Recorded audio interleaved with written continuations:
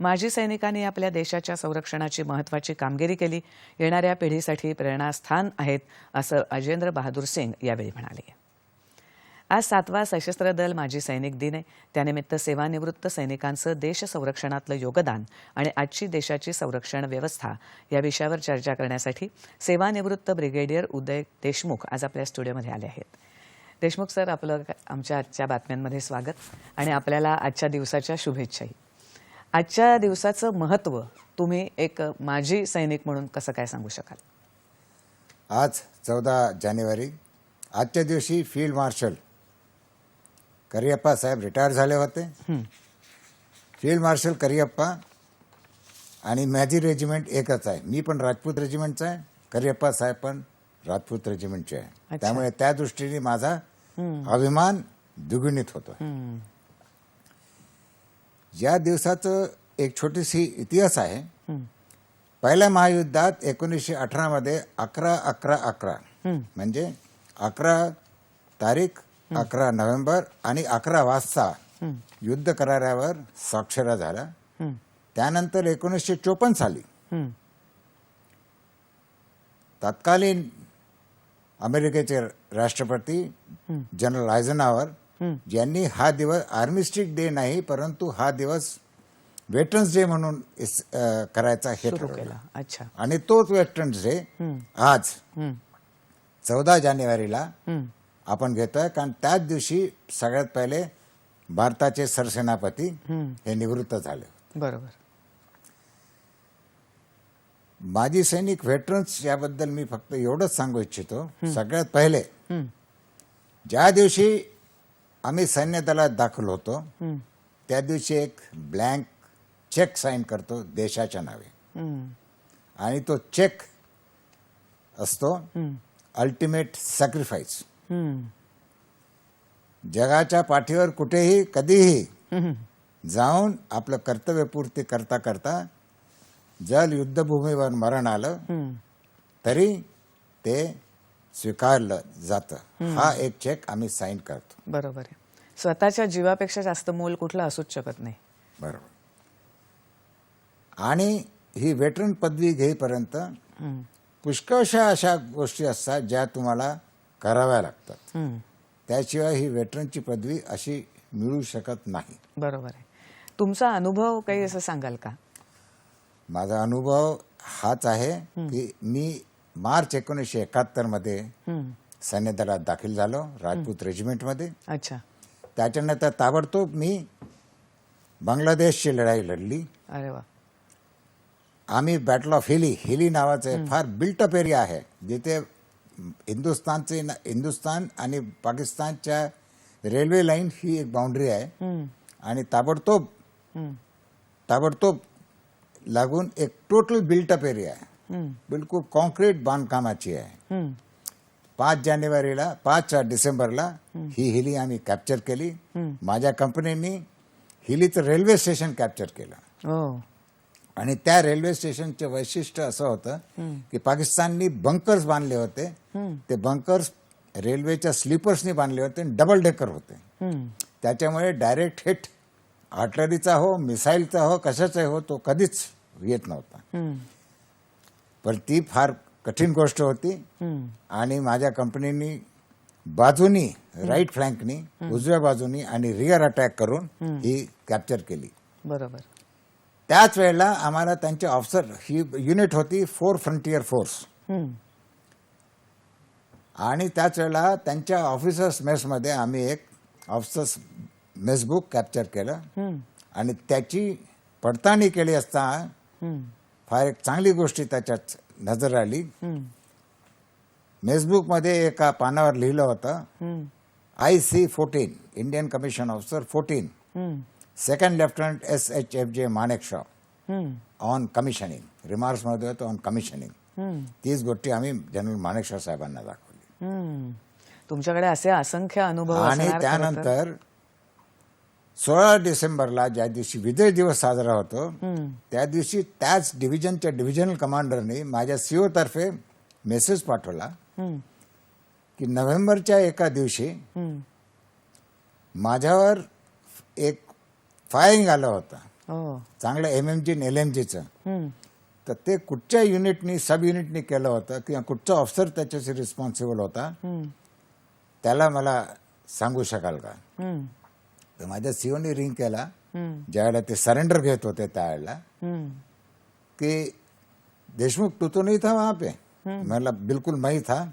हम्म. आणि कहाणी अशी आहे हम्म. की GOC साहेबांची जीप 16 पाकिस्तान डिव्हिजनच्या GOC साहेबांची जीप हम्म. बिलकुल 25 फीटावर आली बापरे. आणि माझ्या बाजूचा संत्री होता. त्यांनी सरळ सांगितलं, साहब फ्लॅग स्टार, बापरे.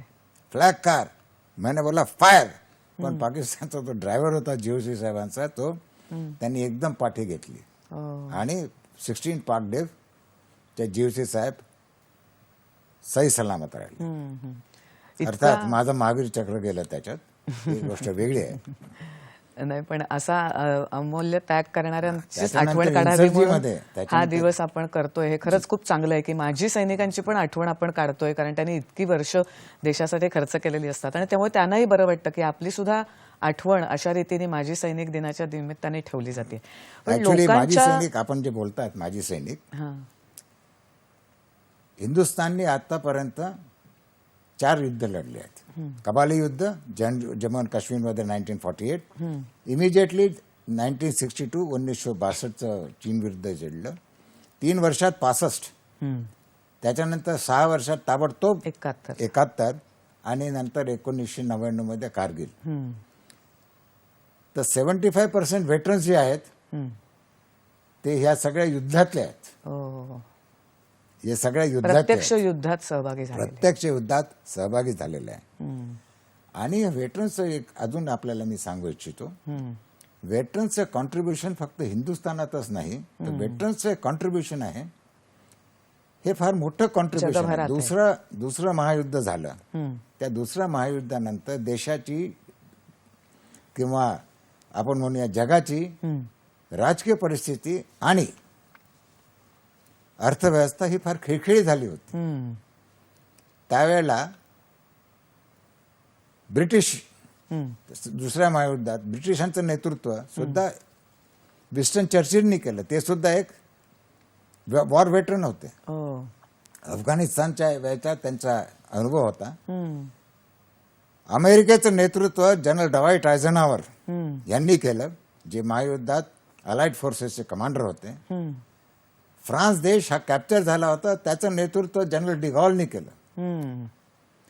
आज इस्रायलमध्ये जास्तीत जास्त व्हेटरन्स हे सरकारचे प्राईम मिनिस्टर आहेत किंवा सरकारमध्ये सामील आहेत. हो. आपल्या हिंदुस्थानची परिस्थिती पण बघा. हो. 47 मध्ये निर्वासितांचे लोंढेच्या लोंढे हिंदुस्थानात येत होते. हम्म. हे निर्वासितांना पुनःस्थापित करणं वेगवेगळ्या ठिकाणी हे महाकठीण काम हम्म. हिंदुस्थानच्या एक काबिल जनरलनी, ज्यांचं नाव जनरल जगन्नाथराव भोसले आहे, हो. ते त्यावेळेला पुनर्स्थापित मंत्री होते केंद्रीय मंत्रिमंडळ हां. पंडित जवाहरलाल नेहरूच्या. त्यांनी फार शिस्ताफीने हे काम केलं. हम्म. म्हणजे माजी सैनिकांनी. साथ आपण जर बघूया, हम्म. आता युक्रेन रशिया युद्धामध्ये हम्म. जी 18,000 20,000 लोक हिंदुस्थानचे आले, हम्म. त्याच्यामध्ये सुद्धा हालाकी जनरल VK सिंग केंद्रीय मंत्री आहेत, परंतु ते सगळ्यात पहिले वॉर वेटरन्स आहेत. हम्म.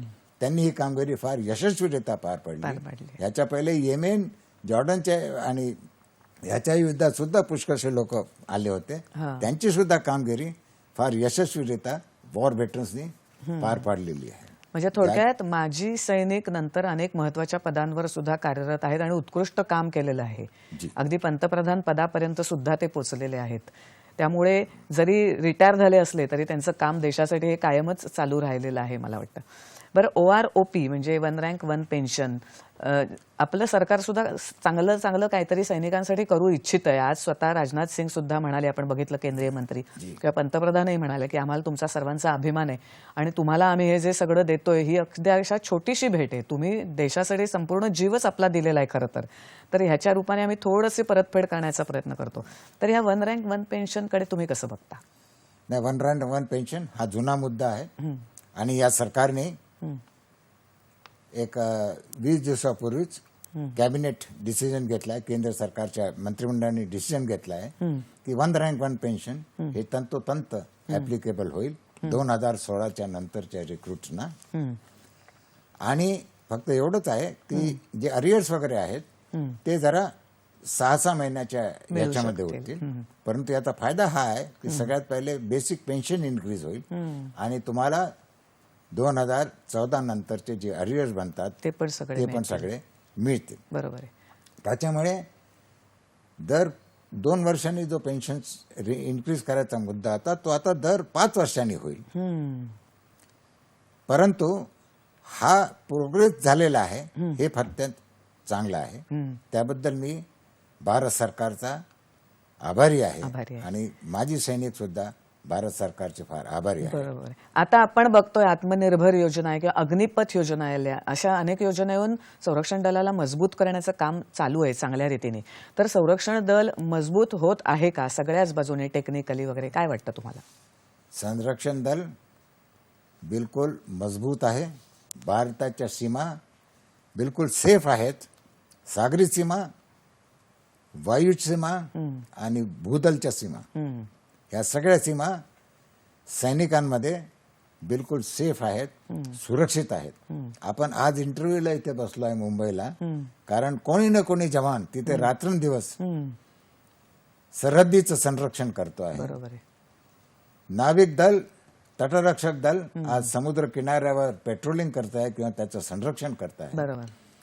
आणि तुम्हाला मी सांगू इच्छितो की लेटेस्ट जे आत्मनिर्भर भारत खाली आलेला आहे, आज लाईट कॉम्बॅट एअरक्राफ्ट येऊन राहिलेत, राफेल झालेले आहेत. त्याच्यामुळे आकाशाची सीमा जी आहे ती पण बिलकुल सुरक्षित आणि त्याचाही मला वाटतं तुमच्यासारख्या माजी सैनिकांना नक्कीच अभिमान वाटत असेल. आज आपण म्हणूनच माजी सैनिक दिन साजरा करतोय. त्याच्या पुन्हा एकदा तुम्हाला शुभेच्छा आणि तुम्ही इथे आलात आणि खूप छान माहिती दिलीत त्याबद्दल धन्यवाद. धन्यवाद. आणि फक्त एकच गोष्ट मी सांगू इच्छितो, वेटरन पर्यंत येईपर्यंत तुमच्या कुटुंबाचं योगदान फार मोठं असतं. तुमच्या पत्नी आणि तुमच्या मुलांचं योगदान हे फार मोठं असतं. बरोबर. त्याबद्दल मी तमाम मातांना, तमाम वीर मातांना, तमाम वीर नारींना आणि तमाम मुलांना त्याबद्दल आम्ही त्यांचा हमेशा आभारी आहोत. ओके. धन्यवाद सर.